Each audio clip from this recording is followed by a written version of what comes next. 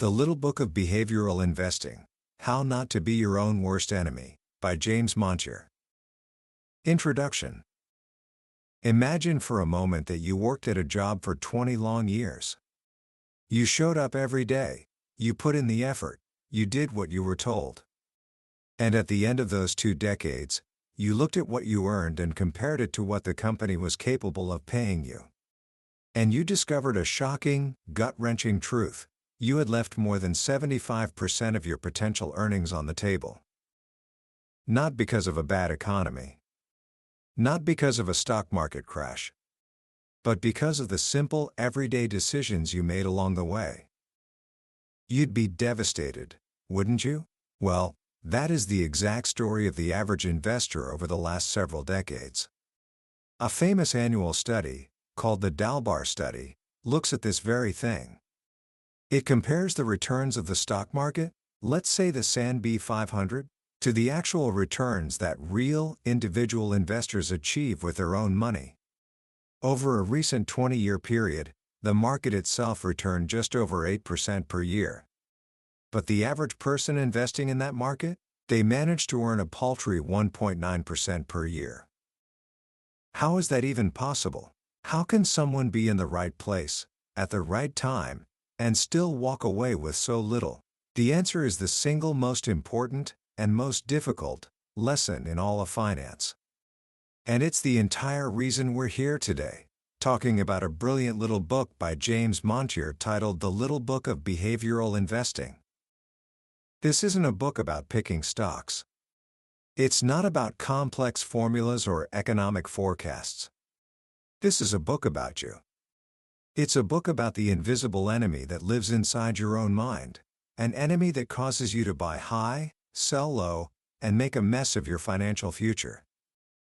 As the legendary father of value investing, Ben Graham, once said, the investor's chief problem, and even his worst enemy, is likely to be himself. By the time we're done here today, you will understand exactly who that enemy is. You will see the invisible strings that pull at your decisions, the emotional traps and mental shortcuts that are hardwired into your brain. And most importantly, you will learn the simple, powerful strategies that the world's greatest investors use, not to outsmart the market, but to outsmart themselves. This isn't just about money, it's about mastering the psychology of decision-making, a skill that will serve you for the rest of your life. So, let's begin our journey into the most challenging and rewarding territory of all, your own mind. Book summary. To understand why we make such disastrous mistakes with our money, we have to go back in time. Way back. About 150,000 years ago, to the African savanna. Our brains, you see, were forged in an environment of immediate, life-or-death decisions. Is that rustling in the grass a lion or just the wind? Is that fruit poisonous or a source of energy? Our brains evolved to be incredibly efficient survival machines. They developed mental shortcuts, emotional triggers, and gut reactions that allowed us to make split-second decisions. The difference between dodging a lion and chasing an antelope was survival. There was no time for slow, logical deliberation. The problem is, we've taken that same brain, a brain perfectly designed for the savannah, and dropped it into the middle of the modern financial world. And the survival instincts that kept us alive for millennia are the very things that make us terrible investors. The author, James Montier, gives us a wonderful way to think about this. He suggests we imagine that we have 2 different systems operating inside our minds at all times. For anyone who's a fan of Star Trek, this will make perfect sense. Inside your head, you have a Dr. McCoy and a Mr. Spock. Drive. McCoy was the emotional heart of the crew. He was passionate, impulsive, and ruled by his feelings. This is what Montier calls the X system. It's the automatic, effortless, gut reaction part of our brain. All information hits this system first. It's quick, it's dirty, and it deals in things like familiarity and feelings. It doesn't need proof. it just needs to feel right. Then there's Mr. Spock. Half human, half Vulcan, Spock was the master of logic. He suppressed his emotions and made decisions based on reason and evidence. This is the C system. It's the deliberate, slow, and logical part of our brain. To engage the C system takes real effort. It processes information one step at a time and requires proof and logic to believe something is true. Now, we all like to think we're Spock, don't we? We believe our decisions are driven by logic and careful thought. But the reality is, drive. McCoy is running the show far more often than we'd like to admit. That flash of anger when you stub your toe on a chair, cursing at an inanimate object, that's drive. McCoy. That urge to buy a stock because everyone is talking about it and it feels exciting, that's drive. McCoy, too. Neuroscientists have found that the emotional parts of our brain, the X system, are evolutionarily much older than the logical parts. Emotion is designed to trump logic for a very simple reason: survival. Imagine a large snake in a glass box is placed in front of you. If the snake suddenly rears up, you will jump back instinctively. You won't have time to think, "Oh, there's a pane of glass between us, I am perfectly safe." Your X system sees a threat and reacts instantly to keep you safe. The signal for you to jump back travels on a low road, straight to the brain's fear center. Only later does the signal take the high road to your C system, which calmly assesses the situation and realizes there's no real danger. By then, you've already jumped. From a survival standpoint, a false positive, jumping when there's no danger, is far better than a false negative, not jumping when there is. And so, our brains are wired for emotion to win. The question is, how good are you at letting Spock take control? A psychologist named Shane Frederick designed a simple 3-question test called the Cognitive Reflection Task, or CRT, that is remarkably powerful at measuring this ability. Let's try it. First question: a bat and a ball together cost $1.10. The bat costs $1 more than the ball. How much does the ball cost? Your gut? Your drive? McCoy probably screamed 10 cents. It's an obvious answer. But it's wrong. If the ball was 10 cents, and the bat was $1 more, the bat would be $1.10, and the total would be $1.20. The correct answer, if you let Spock do the math for a moment, is that the ball costs 5 cents, and the bat costs $1.05. Second question: if it takes 5 machines 5 minutes to make 5 widgets, how long would it take 100 machines to make 100 widgets? Again, McCoy's gut reaction is probably 100 minutes. But Spock tells us that if 5 machines make 5 widgets in 5 minutes, then each machine makes 1 widget in 5 minutes. Therefore, 100 machines would make 100 widgets in just 5 minutes. And the last one: in a lake, there is a patch of lily pads. Every day, the patch doubles in size. If it takes 48 days for the patch to cover the entire lake, how long would it take for the patch to cover half of the lake? The intuitive answer is to have the time and say 24 days. But if the patch is doubling in size every day, then on the day before it covers the entire lake, it must have covered half the lake. The correct answer is 47 days. If you got some of those wrong, don't worry. You are in very good company. When nearly 3,500 people took this test, only 17% got all 3 right. A full third of them got none right.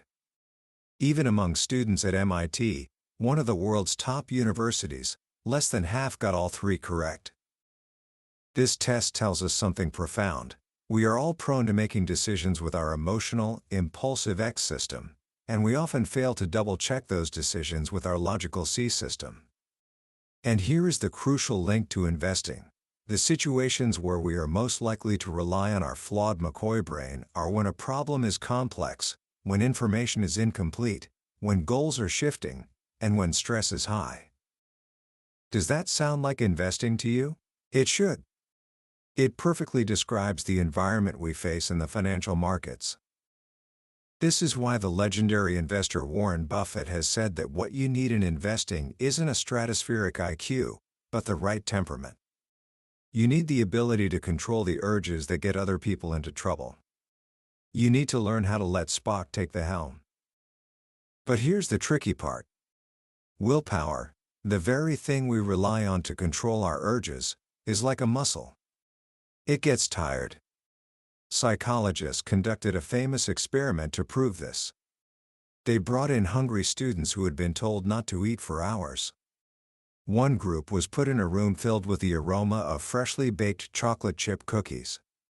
On the table were two trays, one piled high with those warm cookies, the other with radishes. This group was told they could eat as many radishes as they wanted, but they were forbidden from touching the cookies. Can you imagine the willpower it took to sit there, smelling chocolate, while crunching on a radish? A second group was allowed to eat the cookies. A third group was in an empty room. Afterwards, all three groups were given a difficult, unsolvable puzzle to work on. The results were astounding. The group that had been forced to resist the cookies, the radish eaters, gave up on the puzzle in less than half the time of the other two groups. Their willpower had been completely drained by the simple act of resisting temptation. This tells us that relying on willpower alone to be a good investor is a losing strategy. Resisting the temptation to sell in a panic or buy into a hot trend might drain your self-control, leaving you vulnerable to making a bad decision later. So if we can't rely on willpower, what can we do? The answer, as we'll see, is not to try harder, but to build a better system. The great investors haven't eliminated their emotions. They are just as human as we are. What they have done is build an investment process that protects them from their own worst instincts. They build a fortress of logic and discipline to keep drive. McCoy from Wrecking the Ship. And the first bastion of that fortress is learning to deal with the heat of the moment. One of the biggest flaws in our thinking is something called an empathy gap. It's our profound inability to predict how we will behave in a future emotional state. When you're calm and rational, you might believe that if the market were to fall 30%, you would calmly see it as a buying opportunity. But when the day actually comes, and you're watching your life savings evaporate, your drive, McCoy brain is screaming in terror, and all that calm logic goes out the window. You can see this everywhere in life. When you've just finished a huge meal, you can't imagine ever feeling hungry again. But if you go grocery shopping while you're starving, you'll buy everything in sight. So how do we bridge this empathy gap? How do we make good decisions today that will protect us from our emotional selves tomorrow? The answer is one of the most powerful concepts in behavioral investing: pre-commitment. We have to prepare our plans and commit to them while we are in a cold, rational, Spock-like state. The legendary investor Sir John Templeton was a master of this. His famous motto was, "The time of maximum pessimism is the best time to buy, and the time of maximum optimism is the best time to sell." It's easy to agree with that in theory. But it is incredibly difficult to buy when everyone around you is panicking and selling. So what did Templeton do? He didn't rely on his future bravery. He pre-committed. He always kept a wish list of great companies that he felt were well run but currently too expensive. He would then place standing orders with his brokers, what are called lowball or stink bids, to buy those stocks at prices that were 30, 40, or even 50% below their current market value. He made his buy decision when he was calm and rational. Then, when a market crash inevitably came and dragged those great companies down to bargain prices, his orders would automatically execute. He removed his future, emotional self from the equation. He knew that on the day the market was in a free fall, he wouldn't feel like buying. So he built a system that would do it for him. This is the power of a process. It's a simple but profound way to let Spock make the decisions, long before McCoy even wakes up. This becomes even more critical when we talk about the most powerful emotion that drives bad investment decisions: fear. Let's play a little game. I give you $20 to start. The game will last 20 rounds. In each round, you can choose to invest $1. If you invest, we flip a coin. If it comes up heads, you win $2.50. If it comes up tails, you lose your $1. Now, Spock would analyze this game and see it's a fantastic deal. You're risking $1 to win $2.50. The odds are heavily in your favor. The rational strategy is to play every single round. But what do real people do? Psychologists ran this exact experiment with a few different groups. One group was normal people, like you and me. Another group was truly unique. They had a very specific type of brain damage that made them incapable of feeling fear. Who do you think did better? It wasn't even close. The group that couldn't feel fear invested in 84% of the rounds and made the most money. The normal group? They only invested in 58% of the rounds. And here's the most telling part. After a round where they lost money, their fear took over. The pain of losing that single dollar was so intense that they invested less than 40% of the time in the next round. They let their emotions cause them to pass up a great opportunity, right after a loss.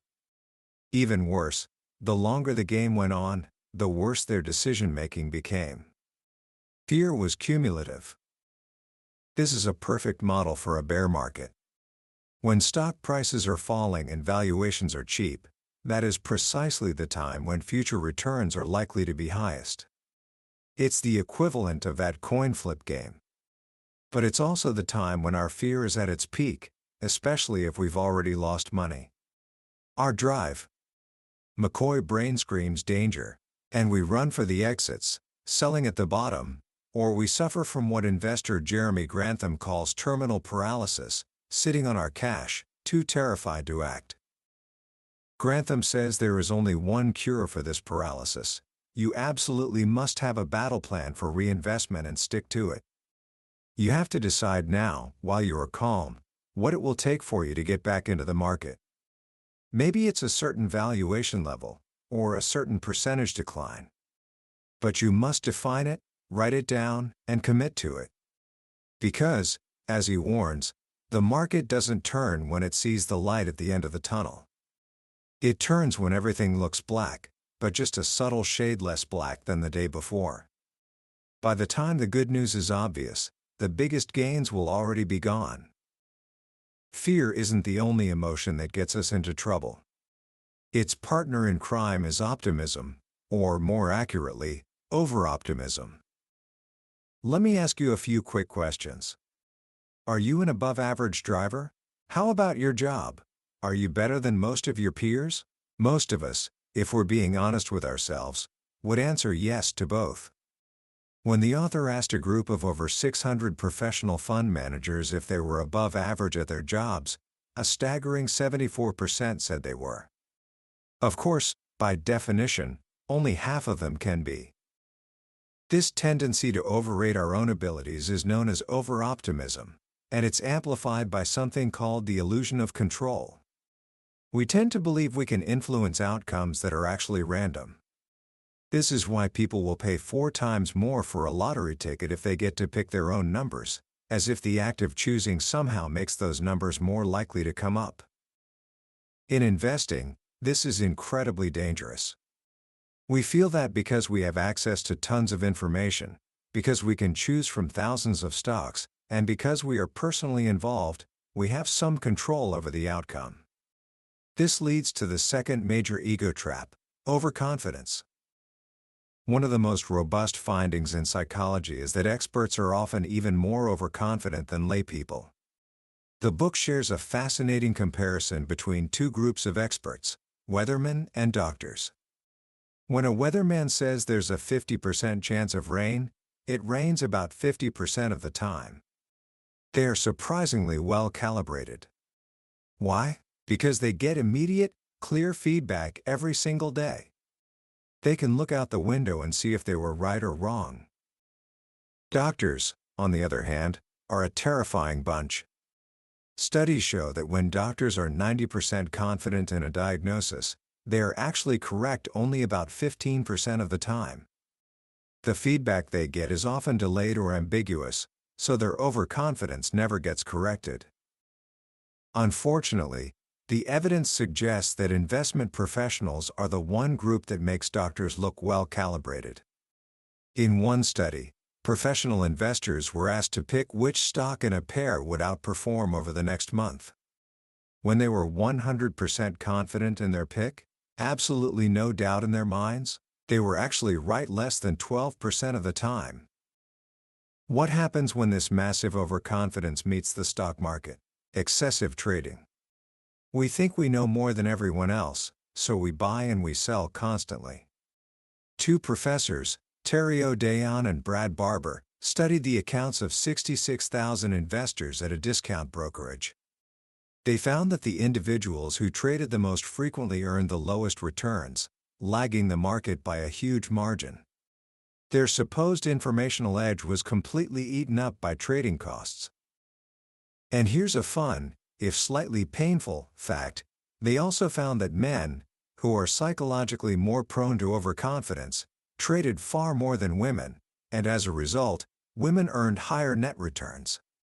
Even worse, men who needed their wives' permission to trade outperformed the single guys. It seems men are not only bad traders, but a bad influence as well. This overconfidence leads us directly to one of the most pointless and destructive activities in all of finance: forecasting. The entire investment industry seems obsessed with predicting the future. We build complex spreadsheets to forecast a company's earnings, we listen to economists predict the path of interest rates, and we watch talking heads on TV predict where the market is headed next. But the evidence is overwhelming. We are terrible at it. The consensus of economists has failed to predict every single one of the last 4 recessions. Financial analysts are, on average, wrong about a company's earnings by a staggering 94% when they first make a forecast 2 years out. Even with just 12 months to go, they are still off by 45%. They have absolutely no clue. So why do we keep doing it? In part, it's because we demand it. We crave certainty in an uncertain world. But it's also because the experts themselves have a whole toolkit of excuses that allow them to avoid admitting they can't forecast. When they get it wrong, they say things like, "If only the Fed hadn't cut rates, I would have been right," or "It just hasn't happened yet," or my personal favorite, "Something unexpected happened that was outside my model." The deeper reason we listen to forecasts, even when we know they're useless, is a powerful psychological bias called anchoring. When we are given a number, any number, our minds tend to cling to it, even if it's completely irrelevant. In one experiment, fund managers were asked to write down the last 4 digits of their phone number. Then they were asked to estimate the number of doctors in London. Those with high phone numbers, like 7,000 or above, gave an average estimate of 8,000 doctors. Those with low phone numbers, below 3,000, gave an average estimate of 4,000. Their phone number, a totally random piece of information, had anchored their guess. When an analyst puts a price target on a stock, even if it's a complete guess, that number anchors our thinking about the stock's value. It gives us a false sense of precision in a world that is fundamentally uncertain. So if forecasting is a fool's errand, how should we invest? The answer, as Ben Graham taught us, is that analysis should be penetrating, not prophetic. Our job isn't to guess the future, it's to understand the present value of a business. One powerful technique is to turn the forecasting process on its head. Instead of trying to forecast a company's future growth to arrive at a value, take the company's current stock price and work backward. Ask, what growth rate is the market implying with this price? Then you can compare that implied growth rate to the history of what companies have actually been able to achieve. For example, in early 2008, the stock prices of companies like Google and Apple were implying that they would grow at 40% per year, every year, for the next 10 years. A quick look at history would tell you that almost no company, ever, has achieved that. The very best of the best only managed to grow at around 22%. The market was pricing in a future that was not just optimistic, but borderline impossible. And sure enough, those stocks fell dramatically later that year. This approach uses the power of historical facts to check the stories the market is telling itself. And that brings us to the next set of mental traps, the way our brains process information. Our first problem is that we think more information is always better. But psychological studies show this is a dangerous illusion. In a classic study, 8 experienced horse racing bookmakers were given information about past races and asked to predict the winners. They were given the information in chunks, first the 5 most important variables, then 10, then 20, then 40. What happened was fascinating. Their accuracy as predictors flatlined after the first 5 pieces of information. The extra 35 data points did absolutely nothing to improve their predictions. They were just as accurate with 5 items as they were with 40. But their confidence in their predictions soared. The more information they had, the more certain they felt, even though they weren't getting any better. This is the illusion of knowledge. More information doesn't necessarily lead to better decisions, but it almost always leads to more overconfidence. We spend our time obsessing over trivial details and lose sight of the big picture. A far better approach comes from the emergency room. At a hospital in Michigan, doctors were sending 90% of patients with chest pains to the cardiac ICU, which was becoming overcrowded and expensive. The problem was, they were no better than a coin flip at determining who actually needed to be there. They were focusing on the wrong things, general risk factors like age and family history, rather than specific diagnostic cues. So researchers came up with a simple checklist, a series of yes/no questions based on the few variables that actually had predictive power. The results were dramatic. The checklist helped the doctors dramatically improve their accuracy. The power of this approach is that it forces us to distinguish the signal from the noise. It forces us to focus only on what truly matters. As investors, we would be far better off identifying the 3 to 5 things that are absolutely critical to an investment thesis, rather than trying to know everything about everything. As the great investor Jean-Marie Eveillard said, "I see my job primarily as asking the right questions and focusing the analysis in order to make a decision."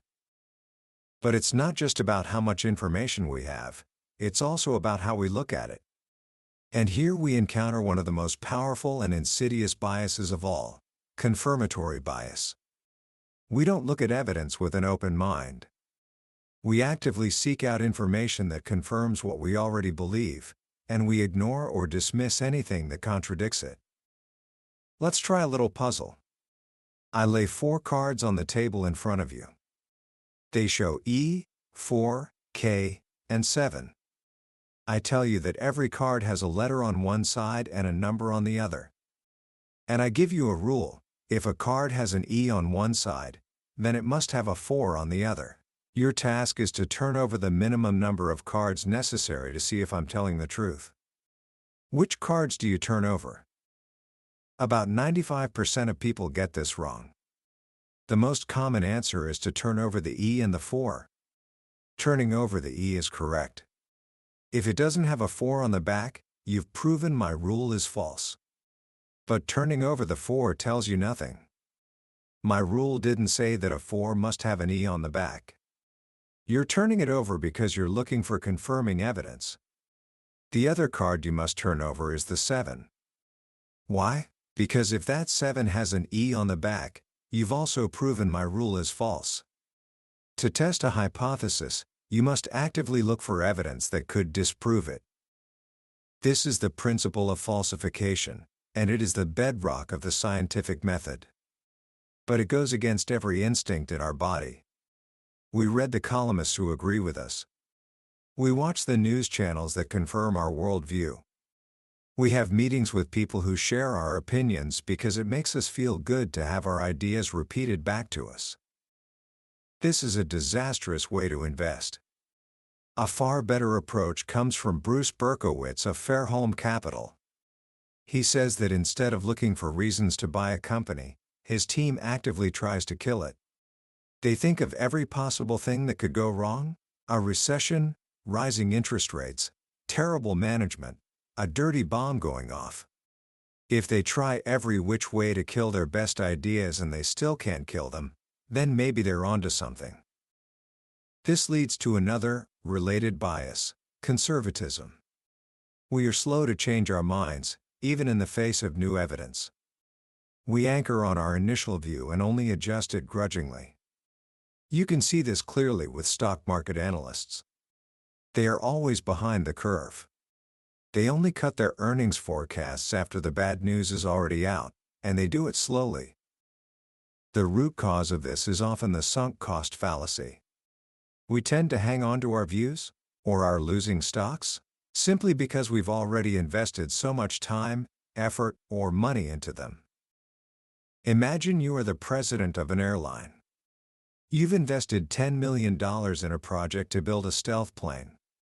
When the project is 90% complete, another company comes out with a stealth plane that is faster, cheaper, and better than yours in every way. The question is, should you invest the final 10%, the last $1 million, to finish your plane? Over 80% of people say yes. They can't bear to see the initial $10 million go to waste. But now consider a slightly different scenario. You haven't invested anything yet. An employee comes to you and suggests you spend $1 million to develop a stealth plane. But you know that another company already has a superior plane on the market. Do you invest the money? This time, over 80% of people say no. The decision is logically identical. The first $10 million is a sunk cost. It's gone and you can't get it back. The only thing that matters is the future potential of the investment. But our minds can't let go of the past. The legendary hedge fund manager Michael Steinhardt had the most extreme solution to this problem. Every so often, if he felt his portfolio had grown stale and his team was too anchored to their old ideas, he would call up a broker and give a single instruction: sell everything. He would liquidate the entire portfolio in an instant. He wanted to start over with a blank slate, free from the psychological baggage of past decisions. While that's too extreme for most of us, the principle is powerful. We must constantly ask ourselves, if my portfolio were 100% in cash today, would I buy these same stocks at these same prices? If the answer is no, then our past decisions are holding us hostage. All of these biases, overconfidence, confirmation bias, conservatism, are made infinitely worse by the most seductive danger of all: the siren song of stories. Our brains are not wired for statistics, they are wired for narratives. We will abandon cold, hard evidence in favor of a good story every single time. In a fascinating experiment, researchers staged a mock murder trial for a group of jurors. When the prosecution and defense simply presented the evidence as a list of facts, 63% of the jurors found the defendant guilty. But then they changed the format. This time, the prosecution was allowed to weave all the evidence into a compelling, coherent story. The defense could only present the facts randomly through witness testimony. The result?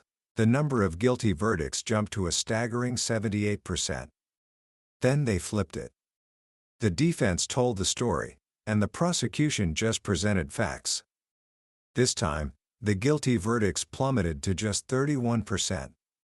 That is a nearly 50 percentage point swing based on nothing more than the power of a story. In the stock market, stories are everywhere. Value stocks, the cheap, ugly, boring companies, often have terrible stories.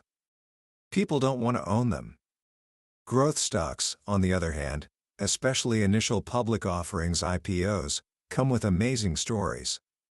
They are about the future, about innovation, about changing the world. Investors can't get enough of them. The story of an online gaming company's IPO was so compelling it was 14 times oversubscribed. But the company missed its earnings report just 6 months later and the stock price was cut in half. Sadly, this is the norm. The data is unequivocal. On average, IPOs are terrible long-term investments. They underperform the market by an average of 21% per year in the 3 years after they go public. Why? Because investors get so caught up in the story that they massively overpay for the hope of future growth, a hope that rarely materializes.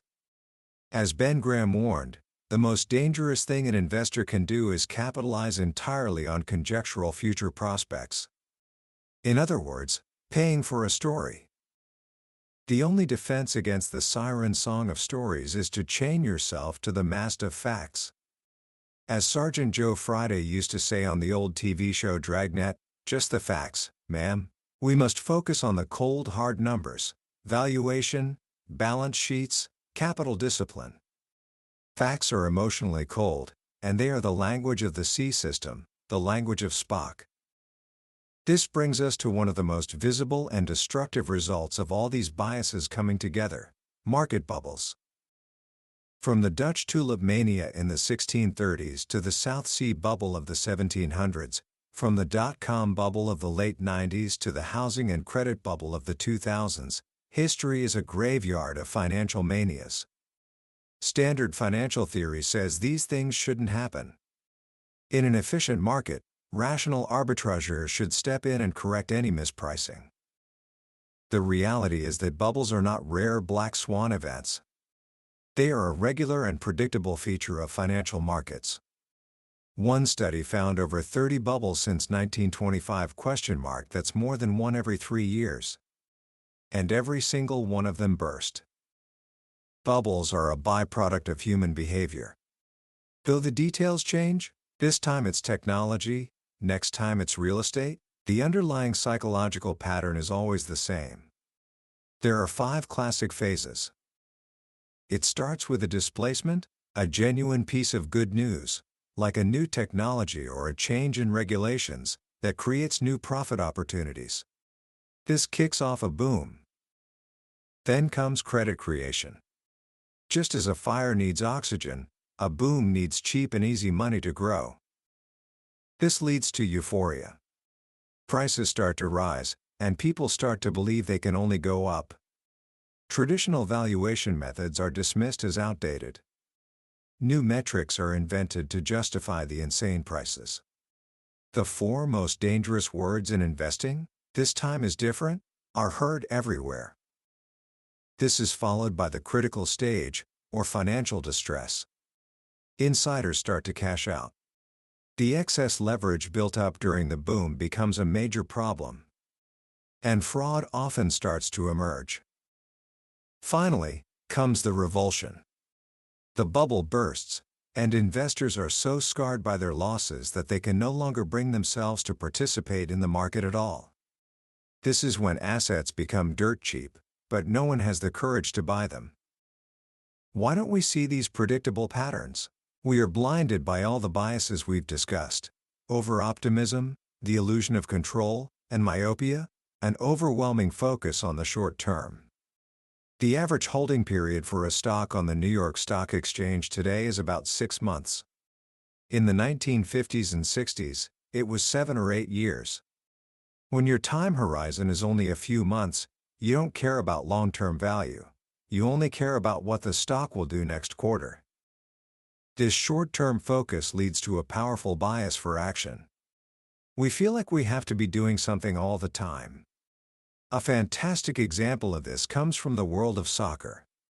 Researchers studied 311 penalty kicks in top professional leagues. The kicks were distributed roughly equally, 1/3 to the left, 1/3 to the center, and 1/3 to the right of the goal. So what is the optimal strategy for a goalkeeper? It turns out, their best chance of making a save is to simply stay in the center. But what do? In 94% of cases, they dive to the left or the right. They stay in the center only 6% of the time. When asked why, They say it feels better to be seen doing something, even if it's the wrong thing. Standing still while a goal is scored feels worse than diving and missing. Investors are the same. We feel compelled to act, to trade, to tinker with our portfolios, often just out of boredom. This urge to act becomes even more intense after we've had a period of poor performance. And this leads to the ultimate self-destructive behavior, driven by our deep-seated loss aversion. Remember that we hate losses about twice as much as we enjoy equivalent gains. This simple fact explains so much about why we fail as investors. It leads directly to the disposition effect, our tendency to sell our winners too early and hold on to our losers for too long. When a stock goes up, we feel good. Selling it locks in that gain and gives us a feeling of pride. We want to take our winnings off the table. But when a stock goes down, selling it means we have to admit we made a mistake and make that loss real. The pain is too great. So we hold on, hoping it will come back to even so we can sell it without feeling the pain of a loss. Terry Odion, the same professor who studied overconfidence, looked at this behavior directly. He found that individual investors were 1.7 times more likely to sell a winning stock than a losing stock. Was their bet on the losers bouncing back a good one? Sadly, no. The winners they sold went on to outperform the losers they held by an average of 3.4% per year. And this isn't just an individual investor problem. Professional fund managers show the exact same pattern. Loss aversion is a deeply human trait. Researchers have even found it in capuchin monkeys, who split off from our evolutionary tree 35 million years ago. This brings us to the final piece of the puzzle, and perhaps the most important. How do we synthesize all this knowledge into a workable strategy? If our brains are so deeply flawed, if we are fighting against millions of years of evolution, what hope do we have? The answer is not to try to become a different person. It is not about having more willpower or being smarter. The answer, the one thing that separates the great investors from everyone else, is process. Paul D. Podesta, the baseball executive made famous in the book Moneyball, tells a story about playing blackjack in Las Vegas. He was dealt a 12, and the dealer was showing a 2. The book says you're supposed to hit. But the player next to him, an older woman, screamed, "Don't do it, you're gonna take the dealer's bust card." He hit anyway, got a 10, and busted. The woman was furious. The very next hand, the same situation, he had a 12, the dealer had a 2. This time, he followed the woman's advice and stayed. The dealer flipped over her card, drew a 5, and ended up with 17, beating him. The woman just looked at him and said, "See? I told you so." In both cases, he had a bad outcome. But in the first case, he had a good process. In the second, he had a bad process. Life, and investing, can be broken down into a simple matrix. If you have a good process and a good outcome, that's deserved success. If you have a good process and a bad outcome, that's just a bad break. If you have a bad process and a good outcome, that's just dumb luck. And if you have a bad process and a bad outcome, that's poetic justice. We have no direct control over outcomes. They are a combination of our decisions and luck. The only thing we can control, the only thing we should focus on, is our process. A good process won't guarantee a good outcome every single time, but over the long run, it is the only path to sustainable success. Your investment process is the set of rules you create to govern your behavior. It's Sir John Templeton's pre-committed wish list. It's Bruce Berkowitz's kill the company analysis. It's having a checklist of the 3 to 5 things that truly matter. It's having the discipline to wait for the fat pitch, like the baseball legend Ted Williams, who knew he didn't have to swing at every ball, only the ones in his sweet spot. A process is what protects you from your own worst enemy. It is the fortress of logic you build around yourself to keep your emotional drive. McCoy brain from making a mess of things. It allows your inner Spock to be in charge. Investing, as Warren Buffett says, is simple, but not easy. The simplicity lies in the principles. The difficulty lies in having the discipline and the process to follow them, especially when it's hardest to do so. Commentary. As we wrap up our journey through the little book of behavioral investing, it's worth pausing to reflect on the central, powerful, and somewhat uncomfortable truth at its core. And it is this: knowledge is not enough. You can listen to this summary, you can read James Montier's brilliant book, you can memorize every single bias we've talked about today. You can know, intellectually, that you should be greedy when others are fearful, that you should ignore stories and focus on facts, that you should have the patience of a saint. And yet, when the moment comes, when the market is screaming, when your gut is twisting, when the tyranny of the moment is upon you, all that knowledge can evaporate in an instant. The author makes a sobering point.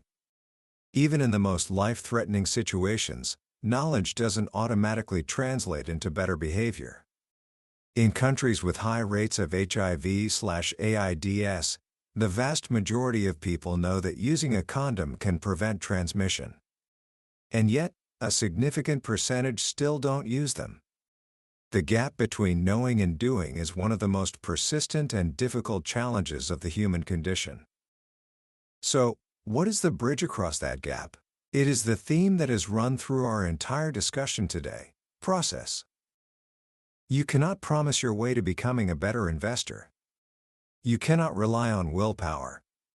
You must build a system, a set of codified rules, that makes it easier to do the right thing and harder to do the wrong thing. You have to design an environment for your future self, who you know will be emotional, impulsive, and irrational. So, what does that look like in practice? Let me leave you with 3 simple, actionable steps you can take, starting today, to begin building your own process. First, start an investment diary. This may sound silly, but it is one of the most powerful tools you have. Before you buy any investment, write down, in simple terms, exactly why you are buying it. What are the 3 to 5 key reasons for your decision? What is your expectation? And, crucially, what evidence would cause you to change your mind and sell? This simple act does 2 things. It forces you to use your logical Spock brain before you commit capital. And it creates a real-time record that prevents the trap of hindsight bias, allowing you to honestly assess your decisions and learn from your mistakes. Second, create your own simple checklist. Inspired by the doctors in the emergency room, identify the handful of factors that truly matter to your investment philosophy. Is it valuation, the strength of the balance sheet, the quality of the management? Whatever they are, write them down and run every potential investment through that checklist, without exception. A checklist is a simple tool to fight information overload and ensure you focus on the signal, not the noise. And third, turn off the bubble vision. As we've seen, the constant stream of financial news is not just noise, it's a fire hose of emotional triggers designed to make you act. It encourages short-term thinking and a bias for action. Your greatest advantage as an individual investor is that you don't have to play that game. You don't have a boss demanding you swing at every pitch. You can afford to be patient. So, turn it off. Check your portfolio infrequently. Give yourself the space to think long-term. Remember the wisdom of Winnie the Pooh: never underestimate the value of doing nothing. Ultimately, the journey of becoming a successful investor is a journey of self-awareness. It's about having the humility to recognize that you are, and always will be, your own worst enemy. But it's also about having the wisdom to know that with the right process, the right discipline, and a healthy dose of patience, you can build a fortress of reason that will protect you from yourself and allow you to achieve your financial goals. It is a battle you will have to fight every day, but it is a battle you can win. That was a summary of The Little Book of Behavioral Investing by James Montier. We've touched on the most powerful ideas today, but I have to be honest with you. A summary can only ever be a map. The real treasure is found when you make the journey yourself. The real magic happens when you read the book, when a particular story or a simple phrase lands in a way you didn't expect. This summary is your guide to decide if this book deserves your time. If anything we've discussed has sparked a light in you, I urge you to grab a copy. Reading it isn't just about learning. It's an experience that can genuinely change the way you see yourself, your decisions, and your future. The link to the book is in the description below. Also, if you found this journey valuable, please take a moment to click that like button and subscribe to the channel. That way, you won't miss our next deep dive into another life-changing book from the billionaire's bookshelf. Let's keep learning and growing together.